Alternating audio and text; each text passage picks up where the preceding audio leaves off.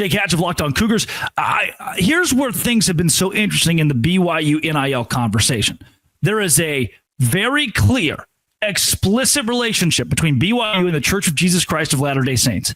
And there have been dissenters from Utah fans to even those in the church who have kind of danced around this a little bit publicly, talking about how BYU spending millions of dollars in NIL, outbidding universities, picking up players, might be working antithetical to their, this is appropriate on second reference, LDS affiliation. With that being said, as someone who has represented the BYU fan base for a long time and understands this dynamic, when you hear that, what is the appropriate response? How do you respond? I chuckle because here's the deal, Drake. BYU is obviously sponsored by the Church of Jesus Christ of Latter-day Saints, but it is its own entity. And moreover, here's the deal. There are boosters out there, and yes, BYU's got a lot of them who've got very deep pockets. They have gone out and made a lot of money, and the vast majority of them are faithful members of the LDS faith, and they contribute 10% of their income to tithing if they're faithful adherents to the faith. That's just it's part of being a member of the church. I love people out there who like to spend other people's money or tell them how to spend said money. I'm not going to tell Ryan Smith or any one of these other big BYU boosters how to spend their millions, if not billions of dollars. And if they want to spend tens of millions on BYU sports, good on you. A lot of them have deep ties to Provo and deep ties to BYU, and they want nothing more than to watch BYU succeed at a high level. And if that's the way that they can contribute to it by putting a lot of money into the pot, go for it. I'm all for it because, as I like to say, more money means more good, it means more business for me and my podcast. I think there are fan bases, maybe a Cincinnati fan, a UCF fan, who see this online chatter, who see the rhetoric and get confused. We're like, yeah, man, BYU has this honor code, but now they're paying millions of dollars at NIL. They're pretending because of something that was misconstrued by a Utah fan or someone who is uneducated. They're pretending that BYU's connection to faith means that the limitations extend to NIL for some reason. And it's like, I don't get it. You could ask 50%, I believe this is a true number, of Big 12 fans.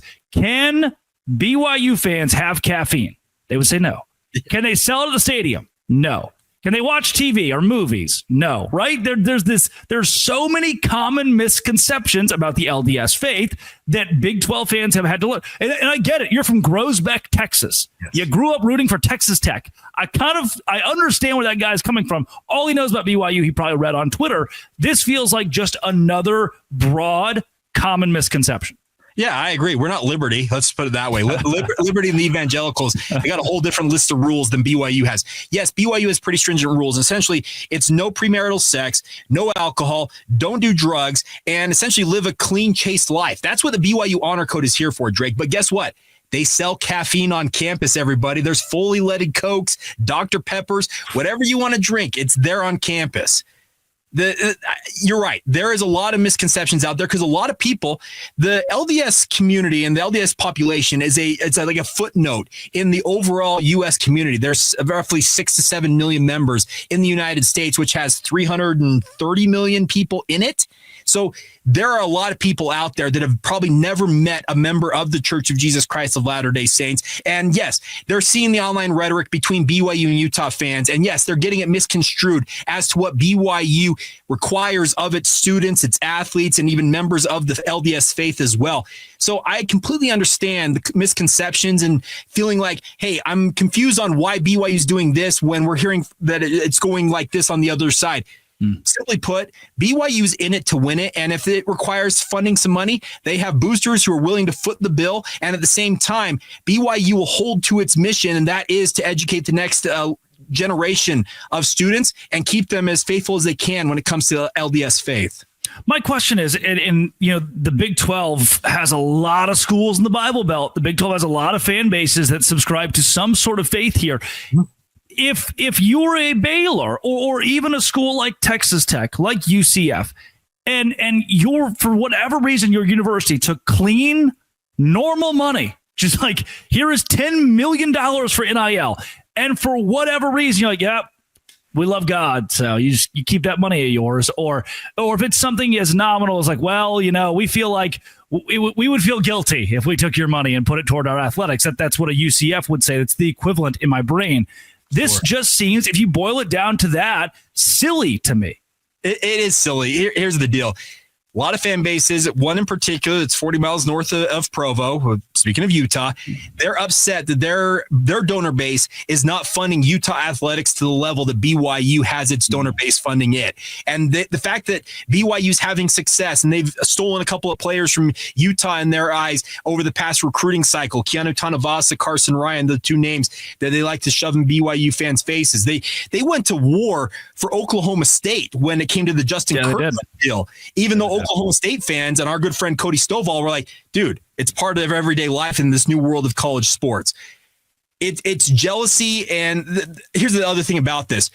The LDS Church was cast out of multiple communities when it was first founded way back in the 1800s. And there is a generational persecution complex that still is ingrained in this church, Drake. And I'm a member of the faith, so I'll speak on this a little bit more authoritatively than I think a lot of people can. When you attack people of the LDS faith, they are really like, hey, back off. And to BYU's credit, I think the people who actually matter, I'm talking about administrators, coaches, university personnel, they have just sat back and said, you know what, say what you're going to say. We're going to do our thing over here and we're going to keep winning along the way. You can shout to the rooftops on social media all you want, but we'll just do our thing. And so long as we're not running afoul of our own internal rules, whether they are what you think they are on the outside or not, BYU is going to just continue to operate the way it operates. And so far, it appears it's pretty successful. I'm glad you brought that up. And talking about being a member of the church, this is a hard question. And I'm kind of putting you in a tough spot to answer it.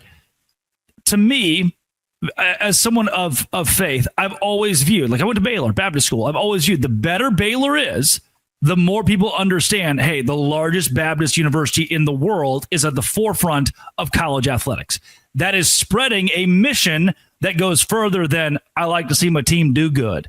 This is a university carrying a mission afar. So when people donate money, now the LDS faith, their community, is not putting any church money into BYU Athletics or into NIL. That is not happening. Let's be very clear here. Though, to me, athletics, your university brand, can be a mission field. It can be an opportunity to spread the word of something you care about or your faith. Do BYU donors, by and large, see donations to athletics as that kind of billboard? At some level, I think they do. Here's the deal. I've talked with enough former BYU athletic directors in my radio career who are still around who say that when BYU won the national championship in 1984, there is direct correlation when BYU has success in athletics that the LDS Church has more success in its missionary efforts. They've got 70,000+ missionaries worldwide, over 400 different missions, Drake, literally around this globe that are trying to spread the faith. And yes, some of them may not register in far-flung places like Africa, but here stateside, when BYU has success in athletics, there are more people who are going to sit up, and when those two young men or two young women show up at your doorstep and say, hey, we'd like to talk to you about the LDS Church, they're going to be more inclined to say, okay, I want to know more about what BYU is and what the faith that sponsors it is all about. That is what I think some of these boosters look at it as, is yes, it's another opportunity to spread the gospel far and wide, albeit via a different medium than just being simply put missionary work. No doubt. These conversations always get really fun. It's just, to me, I understand someone out there's probably going, oh, this podcast term religious. To me, it's so much more informational for a lot of people who don't know to now finally understand. Yeah. Well, and the one thing I like about this, you mentioned the fact we got a lot of schools in this conference that are in the Bible Belt, Drake. We have TCU, Texas Christian University. We got Baylor, which is Baptist affiliated. You've had conversations, I know, recently about maybe adding SMU, Southern Methodist University, to this league. There are church-affiliated schools around this country, and I think every one of them, if you're a big fan of that school, you understand what the connection between sports and faith are for those universities. It just so happens that BYU is that for the Church of Jesus Christ of Latter-day Saints. And yes, its arch rival is just miles up the road. And these two fan bases, they knock heads literally every single day. My best friend in grade school, Drake, was a dyed-in-the-wool Utah fan. To this day, he bleeds red and loves his Utes. I was a Cougar growing up. We bickered like brothers over the Utes and Cougars. We were still the best of friends. That is a dynamic you don't find anywhere else other than Utah, it feels like. That's great. Jake, for listeners across the network and of other Big 12 schools who want to find more of your work or more consistent stuff, I know you not only cover BYU, but you do cover BYU's existence in the greater whole of the conference. Where can they go to find your work? Yeah, check out Locked On Cougars wherever you get your podcasts, also on YouTube as well. If you want to interact social media-wise, we're on Facebook, Instagram, and Twitter at Locked On Cougars. And if you want my thoughts on all things sports, just beyond BYU, I talk a lot of BYU, but I do everything else. Search me out, Jacob C. Hatch on X or Twitter. That's Jake Hatch of Locked On Cougars. This has been and always will be Locked On. Thanks for making it your first listen every single day. A crossover with Cougars and Dose Grande.